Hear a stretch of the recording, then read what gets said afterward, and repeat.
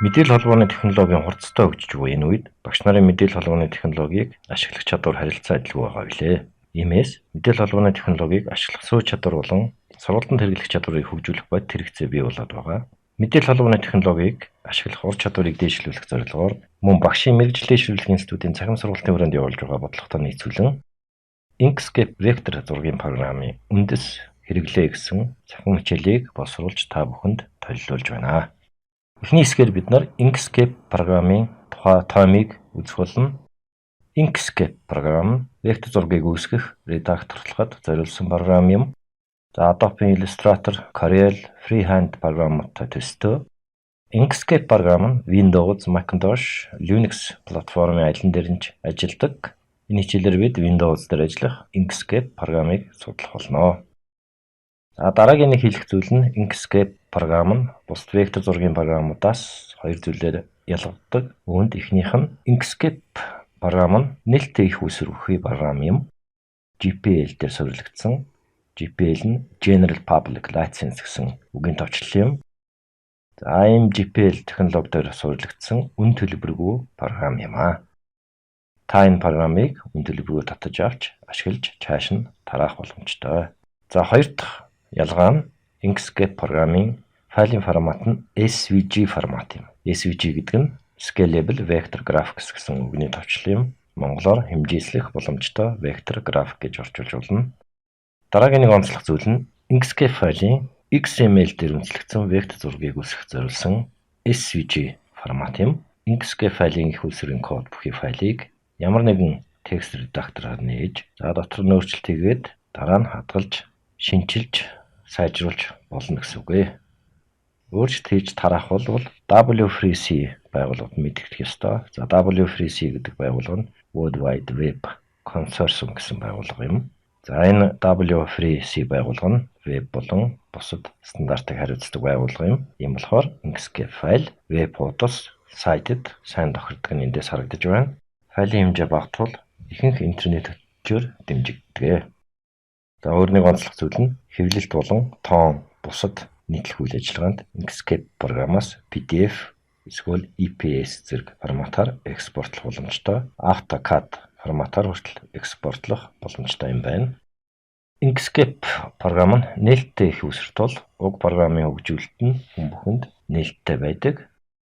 Сүүлийн онцлог зүйлийг хэлвэл Inkscape програмыг янз бүрийн зорилтоор ашиглах боломжтой. За жишээлбэл инженерүүд, дизайнерууд, за багш нар гэх мэт. За дараагийн ойлголт руу оръё. SVG форматын тухай энд томилж үзэх болно.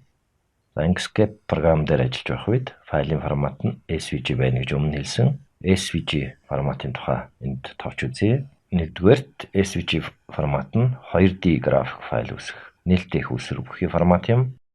За өмнө хэлсэн W3C гэсэн байгууллага энэ форматыг баталсан. Энэ W3C гэдэг байгууллага нь Web, CSS, XML стандартуудыг хариуцж ажилладаг. За SVG форматыг ямар ч компани эзэмшдэггүй тул төлбөргүй олон нийтэд хүртээлтэй байдаг. За хоёр дахь онцлог зүйл нь бусад нээлттэй програмууд болох GIMP, Blender зэрэг програмууд мөн арилжааны зорилттой програм хангамжууд, за жишээлбэл Adobe Illustrator гэх мэт програмуудтай зохицож ажилладаг. Гурав дахь онцлог зүйл нь SVG формат нь 3 гол график объектыг дэмждэг. За энэ 3 гол график объект нь вектор график, растер график, текст болно. Анимацийг дэмждэг функц одоохондоо энэ програмд байхгүй. За дөрөв дэх онцлог зүйл нь зургийг тодорхойлоход ашигладаг XML кодчлыг ашигладаг. XML редактор болон текст редакторын тусламжтайгаар зургийн файлыг нэгээд янз бүрийн өөрчлөлтүүд хийх боломжтой гэсэн үг ээ. Тав дахь онцлог зүйл нь болохоор веб болон мобайл хэрэглээнд маш тохиромжтой сүүлийн үеийн бүх интернет хүчүүд энэ SVG форматыг дэмждэг. За дараагийн онцлог зүйл нь болохоор SVG форматыг Java гэх мэтчлэн програмчлалын хэлний тусламжтайгаар редакторлох боломжтой. Өөрөөр хэлбэл скриптинг технологиг дэмждэг. Java дээр анимац үүсгэх код бичин SVG руу оруулах боломжтой. За дараагийн онцлог зүйл нь Inkscape програм руу өөр зургийн файлын форматуудыг импортлох, экспортлох боломжтой юм байна. За хамгийн сүүлд хэлэхэд Microsoft Office 365, Microsoft PowerPoint 2019 програмд нэг шинээр функц орсон байгаа. Энэ нь SVG вектор зургийг дэмждэг функц юм. Ийм болохоор энэ SVG форматыг дэмжинэ гэсэн үг вэ. За одоо бид өөр нэг ойлголтыг үзье. Энд вектор ба растер зургийн ялгааг үзэх болно. За энд хамгийн ихний зураг вектор болон растер зургийг харьцуулсан зургийг томруулж гаргаж ирж байна. Харьцуултын гол ялгаа нь мас давчлалт байдаг. За жишээ нь энэ ногоон өнгөтэй дугуй растер дүрсийг томруулад байхад хүрээний иргэнгүүдийн пиксел нь тодроод ирж байна. Ямар ч растер зургийг томруулад ирэхэд ийм эффект гарч ирдэг. За 10-ыг үржих 10 м хэмжээтэй том плакат зураг хийлээ гэж үзвэл растер зураг тохиромжтой бус болоод ирдэг. За нөгөө улаан дугуй дүрсийг нь томруулад ирье. Вектор зураг байна. Томруулад үзэхэд өөрчлөлт байхгүй байна. Учир нь вектор зураг нь математик тооцоололоор зурагдсан байдаг тул чанараа алддаггүй. Растер ногоон алюмины зургийг харахад маш олон деталуудыг хэрэгчлэн харж болж байна. Растер зурагт байдаг эдгээр деталуудыг вектор байдлаар зурхад нэлээд ажиллагаа шаарддаг.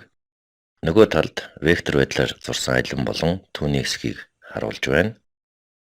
Вектор зургийн ийм онцлог байдлаас шалтгаалж энэ програмын хэрэглээ өөр салбарт ашиглагдаж ирсэн байна.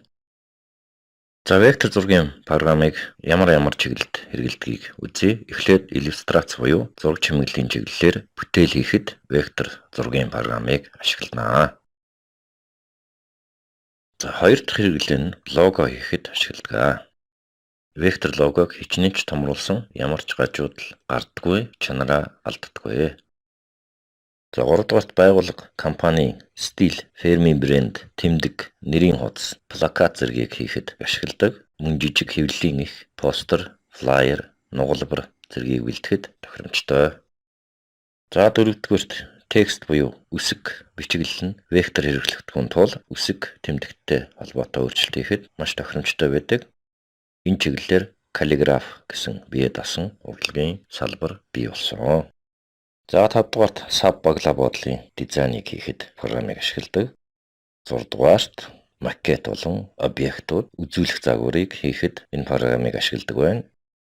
За жишээлбэл футболк, цамц зэрэг дээр хээ судал гаргах, зураг, дизайн хийхэд энэ програмыг ашиглах нь тохиромжтой. 7 дугаарт веб дизайнерууд веб дизайн интерфейс хийхэд өргөн ашигладаг. Масштабыг нь өөрчлөхөд чанар алддаггүй давуу тал нь ашиглах үндэс нь болж өгдөг. Icon инфографик үүсгэхэд энэ програмыг ашиглах нь маш тохиромжтой байдаг. За 8 дугаарт мобайл аппликейшны дизайн хийхэд ашигладаг. 9 дугаарт презентац хийхэд ашигладаг. Презентацийн материал бэлтгэхэд маш өргөн ашигладаг.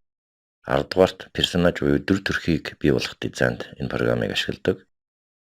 За Google-ийн киноны анимац, кино зэрэгт ашиглахад маш тохиромжтой. Бусад 3D програмтай зохицуулж, зохилдуулж, ажиллуулж болдгоо. За энэ байдлаар найзуудаа бид энэ хэсгээр Inkscape програмын тухай SVG форматын тухай болон вектор зургийн хэрэглээг энд үзэж дуслаа.